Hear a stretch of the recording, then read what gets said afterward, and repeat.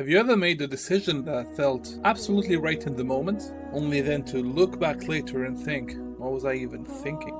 Yeah, we've all been there. That moment of regret, of confusion. But what if I told you that feeling, that conviction, might have been a trick that your own mind played on you? Today we're going to uncover how your emotions can subtly mislead you, and why understanding this is the first step to truly breaking free from old patterns. Imagine you have two balls in front of you. Both had red and white marbles. Your goal is to close your eyes and reach in and grab a red marble in just one try. Which ball would you pick?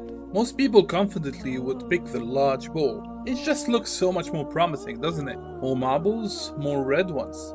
It feels like your best chance, right? But that's actually wrong. And this right here is where your brain starts to lie to you. This isn't just a hypothetical scenario. It's based on a real psychological study called the ratio bias task, sometimes known as the jelly bean experiment. Let's look at the numbers. In the large bowl, you have 5 red marbles out of 100, and that's a 5% chance of success. Now in the small bowl, you have 1 red marble out of 10. That's 10% chance of success. So the small ball actually gives you double the probability.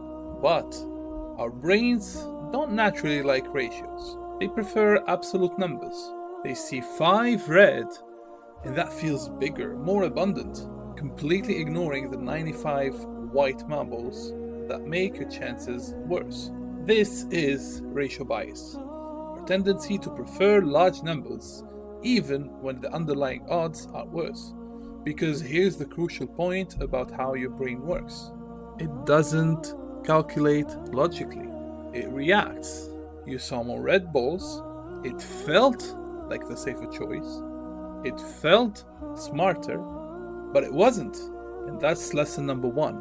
If you want to break your emotional patterns, you have to know that just because something feels true doesn't mean that it is. Now, we all love to believe we're logical, rational beings, that we make smart, reasoned decisions, and that we're in control of our choices. But what does neuroscience tell us? Actually, research in cognitive neuroscience suggests that as much as 95% of our daily decisions are made by our subconscious minds.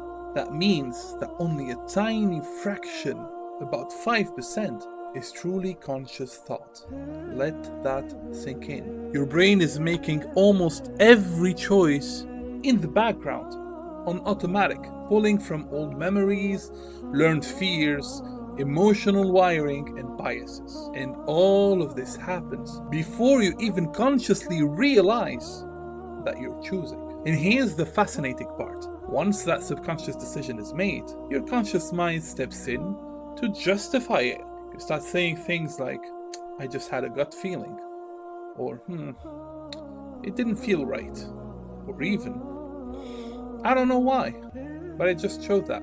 But the truth is that wasn't just your gut, it was your brain following a shortcut, a pattern that it learned years ago, before even in childhood. And Allah subhanahu wa ta'ala reminds us of a profound truth that we can find in the Quran, echoing this very idea. Surah Al-Baqarah, verse 2, 2016 says, perhaps you dislike a thing and it is good for you, and perhaps you love a thing and it is bad for you, and Allah knows while you know not.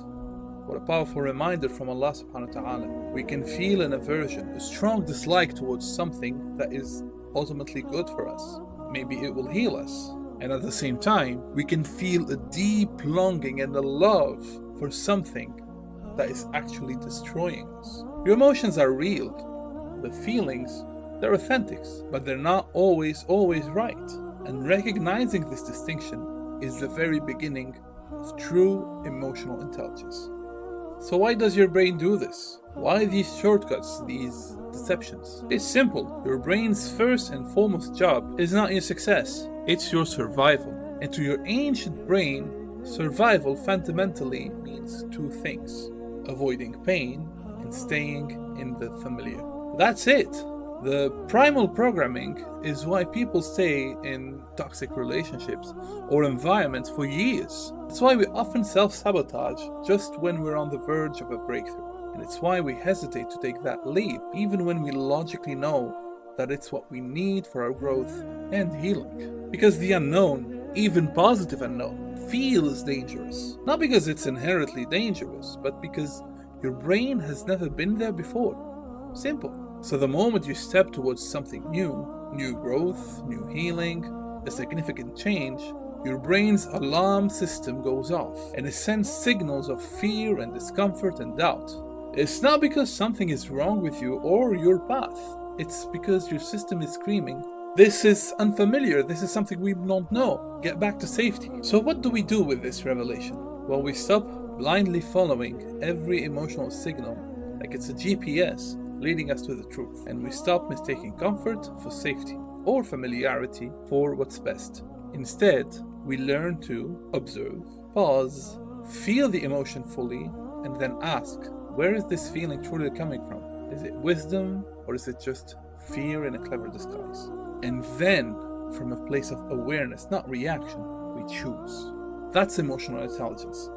It's not about suppressing our emotions or ignoring them. It's about listening to them with a deeper awareness, understanding their source and their true message. Because your emotions aren't villains trying to harm you, they are messengers.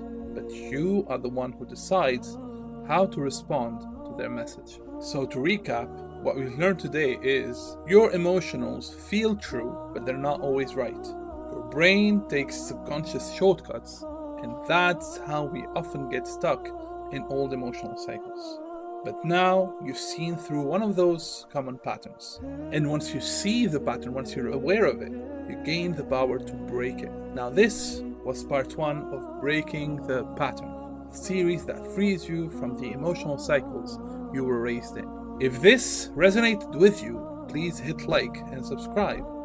Share this video with someone who's ready to begin their journey of growth or someone who needs it. And next time in part 2, we're diving even deeper and we'll explore how fear creates lifelong habits and how your brain keeps you on repeat without you even realizing it. You don't want to miss it. Assalamu alaikum wa rahmatullah. I'll see you then.